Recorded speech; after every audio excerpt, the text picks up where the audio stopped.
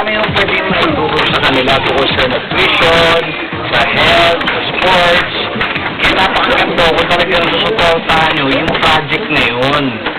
Ang pangalan nyo, basa mo ang pangalan nyo ito sa Barangay Tabunes. Yes! Sige, gawin mo itong paraan niya. Ay, salamat. Thank you. Uy, hindi na ka ba nandyan, no? Hindi, kapapasok ko lang eh. Ay, alam ako, dumating. Sabihan mo yung jowa mo na huwag masyadong nagdidikit dito kay Kapitan Barak, no? Pumapapil eh. Medyo red, sige, kung ikasasayo mo, ako ilalayo na lang. Ayaw ko, please lang. Ha? Please.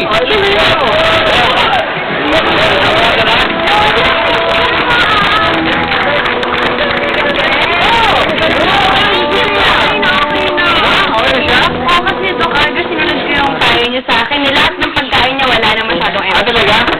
Kaya nga, wala ito yung mga, Oo, ikaw rin.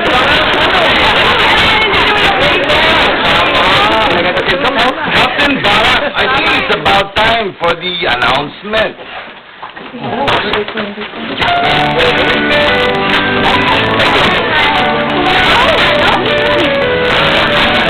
Salamat sa mga nagsidiwang sa aking birthday.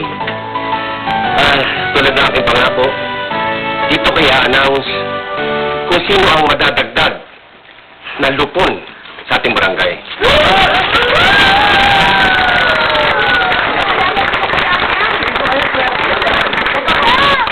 Gusto kong i-welcome sa inyo si Major Letralo bilang lupong tagapamayapa ng ating barangay.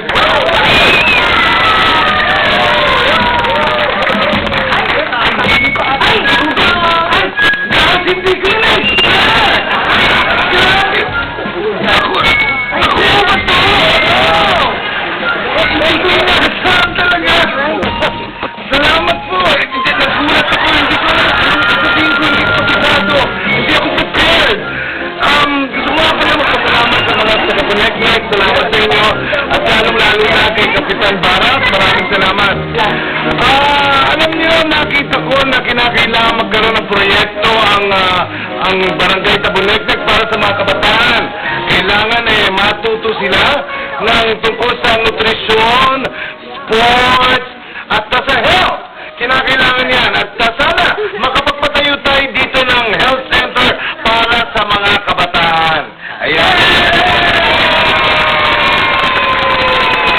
Hindi pa tapos.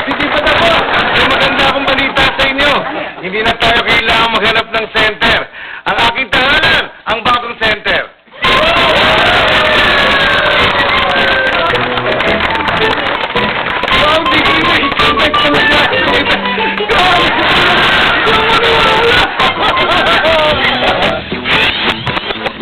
Congratulations! Ang gagaling ninyo. Sobra! Tito Aga, gagalingan pa po namin. Nagagaling nyo na nga eh. Tito Aga, sana sa susunod po, may makasama pa po kami. Ano ba ang problema yan? Darating yan. Hahanap tayo kung gusto nyo pa ng